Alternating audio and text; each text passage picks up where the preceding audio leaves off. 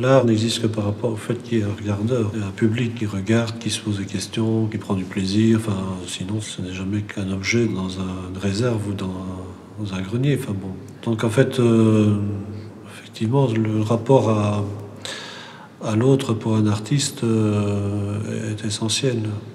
Il y a des points communs à tous les humains, donc que ce soit des occidentaux, des orientaux, des américains, des africains. Enfin bon, c'est le rapport à la naissance, à la mort, à la vie, etc. Sont des thématiques qui sont communes à tous et qui se retrouvent généralement dans des questionnements, que ce soit philosophique ou artistique.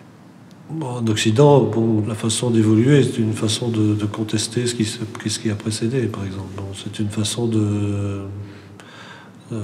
chaque fois, disons, remettre en question, la remise en question de ce qui a précédé, des générations précédentes, pour finalement s'intégrer dans cette lignée et puis être mis en question par les suivants, etc.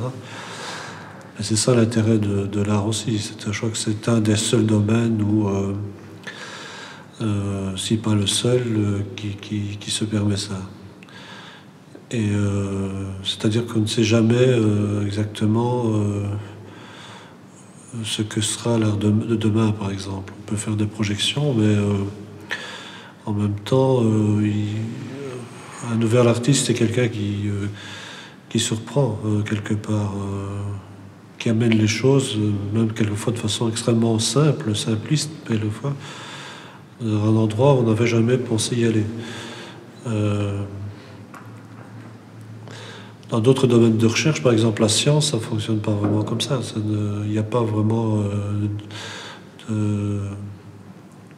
des grandes découvertes en science sont extrêmement rares. Enfin, des grandes remises en question sont extrêmement rares. Tandis qu'en art, on est tout le temps surpris, en fait. Donc, en fait, la chose peut-être essentielle à apprendre au public, c'est de s'ouvrir à la possibilité d'être bousculé. Là, on n'a aucune application, disons, primale. Hein. On ne sait pas comme manger, boire. Enfin, c'est des choses qui sont essentielles à la vie. Il y a des gens qui peuvent se passer d'art. Disons que si l'art peut apporter quelque chose, c'est dans cette réflexion intellectuelle ou sensorielle que le spectateur, le regardeur peut avoir avec l'œuvre. Je crois que le premier abord doit être l'ouverture.